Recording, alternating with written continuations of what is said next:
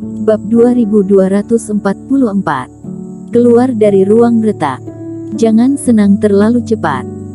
Bahkan jika ada lorong yang utuh, tetapi kemungkinan besar juga ada bahaya yang tersembunyi di dalamnya, atau mungkin ada beberapa retakan kecil dalam 600 tahun terakhir.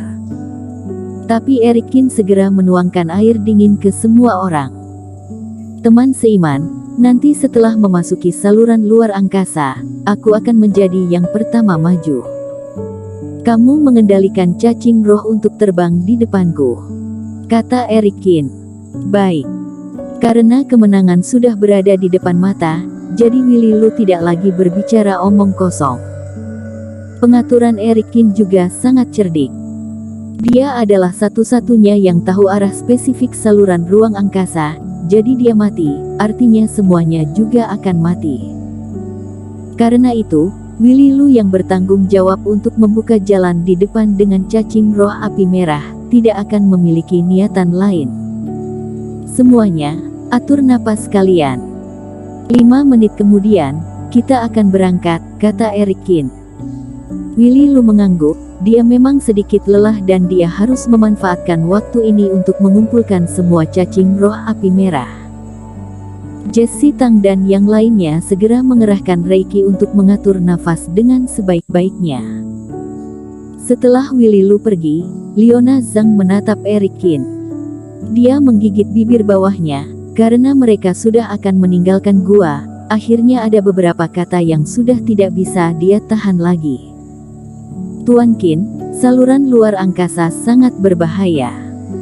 Aku tidak tahu apakah aku bisa melewatinya, jadi aku ingin menanyakan sesuatu padamu. Ini adalah kata-kata yang tersimpan di hati Leona Zhang, hingga membuatnya sulit untuk tidur dan makan.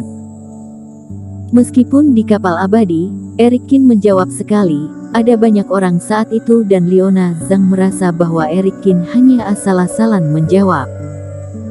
Jika kamu ingin tahu apakah aku adalah orang yang kamu pikirkan, aku dapat memberitahumu bahwa itu memang benar.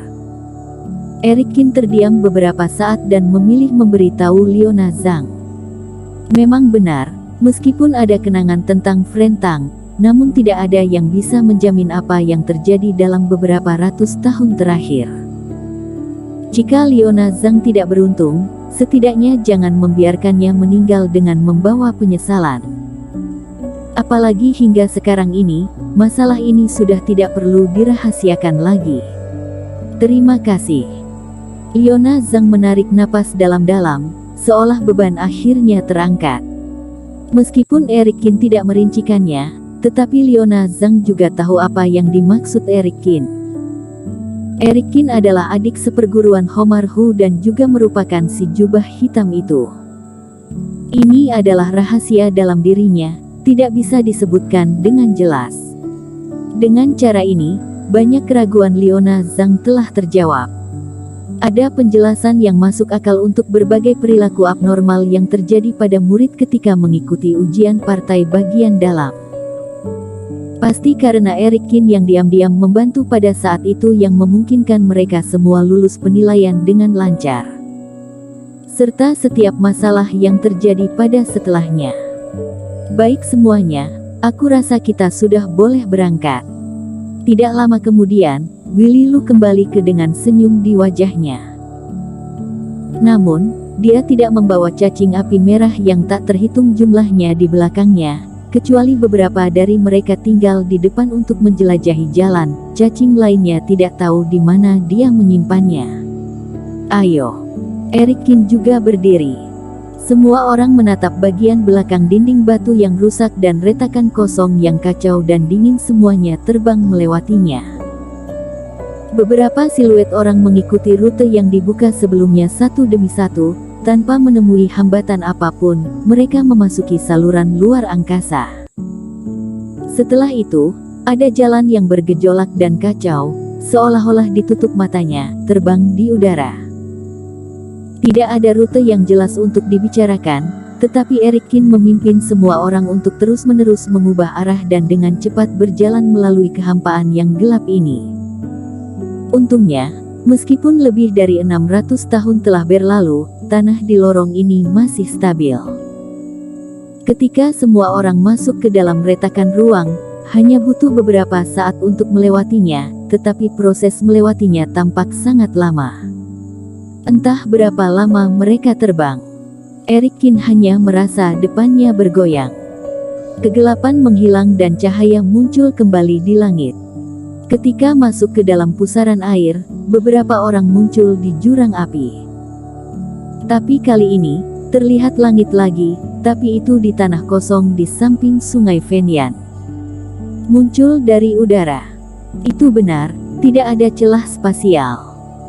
Setelah semua orang muncul, mereka berada di udara dan tidak ada tempat untuk kembali ke sekeliling mereka.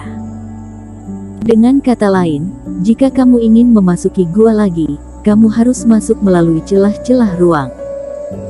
Kamu hanya bisa masuk lewat sana dan di sini hanya untuk keluar. Semua orang tidak bisa berkata-kata pada saat ini. Pusaran api, celah ruang. Itu adalah suatu hal yang selalu menjadi hal tabu bagi semua kultivator. Sepertinya belum pernah mendengarnya, siapapun yang terlibat di dalamnya dapat melarikan diri. Tidak perlu membahas semuanya, bahkan fase transendensi dan fase penilaian pun tidak bisa keluar dari sana. Setelah orang yang masuk ke dalam sudah merasa sudah putus asa, hanya karena keinginan untuk bertahan hidup, itu yang masih menopang mereka. Tapi saat ini, melihat pemandangan sekitarnya, sinar matahari di atas kepala mereka, serta reiki yang kuat, tidak ada keraguan bahwa ini adalah dunia dewa. Sudut mata Chen sedikit lembab dan Jesse Tang, serta Leona Zhang sudah saling berpelukan dan menangis bersama. Meskipun terjebak hanya selama 2 hari, tetapi itu adalah situasi yang membuat mereka merasa putus asa dalam setiap detiknya. Tapi mereka tetap berhasil keluar. Orang yang berhasil membantu mereka melakukan semua ini adalah Eric Kin. Bersambung. Bab 2245. Menunggu dia datang bertamu. Setelah kegembiraan singkat, semua orang memandang Eric Kin, mata mereka penuh rasa terima kasih dan kekaguman. Aku benar-benar tidak tahu, apalagi yang tidak bisa dilakukan Tuan Qin di dunia ini. Baik Chen dan kedua tetua menghela nafas lega dari lubuk hati mereka. Tuan Qin benar-benar luar biasa karena bisa hidup kembali dari situasi seperti itu. Willy Lu melayang tinggi di langit, menyipitkan matanya, dengan hati-hati merasakan reiki di sekelilingnya. Di antara orang banyak, dia adalah satu-satunya yang telah terperangkap selama 1000 tahun, baginya kebebasan adalah suatu hal yang sangat berharga. Teman seiman, kamu dan aku sudah keluar dari masalah. Bukannya kamu harus mencabut jimatku sesuai kesepakatan. Setelah menikmatinya selama beberapa saat, barulah Willy Lu berbicara. Teman seiman Lu, apakah pada saat-saat seperti ini masih memerlukan aku untuk menyalakan jimat? Eric Kin menatap Willy Lu.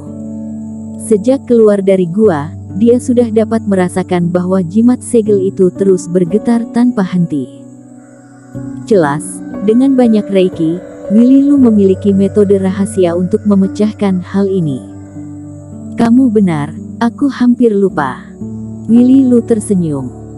Dalam sekejap, jimat-jimat yang terpenjara di laut kesadaran seketika luluh lantak dan hilang tanpa jejak.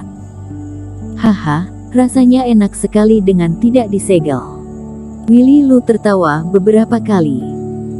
Auranya juga mulai membaik. Dari keadaan tersegel sebelumnya, dia secara bertahap menembus alam fase transendensi, mencapai alam fase penilaian, bahkan mencapai titik di mana alam fase penilaian jatuh. Napas pahit menghilang ke sekeliling, membuat Chen tiba-tiba merasa sesak napas, merasa seperti ditekan oleh pegunungan.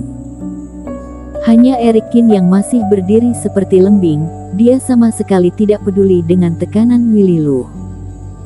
Teman seiman, aku telah terjebak selama 1000 tahun dan aku bisa keluar darinya pada hari ini semuanya karena berkat kamu, terima kasih banyak. Memancarkan aura, Willy Lu tersenyum dan menatap Eric Kin. Jadi aku ingin mengajak kamu untuk bertamu ke Gunung Futu, agar aku dapat berterima kasih padamu, serta aku akan memperlakukan kamu dengan sangat ramah. Bagaimana? Aku punya hal lain yang harus dilakukan, jadi lupakan saja untuk bertamu, kata Erikin dengan datar. Sekte kita adalah sekte agung dan itu tidak lemah, apakah teman seiman Qin tidak tertarik? Willy Lu mengangkat alisnya. Maaf, tidak, kata Erikin. Teman seiman Qin, kamu terlalu dingin, bagaimana jika aku bersikeras memintamu pergi? Willy Lu tersenyum aneh. Di dunia luar, segel itu terangkat, dia bukan lagi jiwa dewa yang ditekan oleh Erikin dan sekali lagi kembali ke kekuatan yang dimiliki seorang fase penilaian. Aku adalah fase penilaian dan kamu adalah fase transendensi. Kualifikasi apa yang kamu miliki untuk berbicara denganku seperti itu? Menghadapi penolakan acuh tak acuh berulang-ulang dari Erikin, Willy Lu juga sedikit kesal.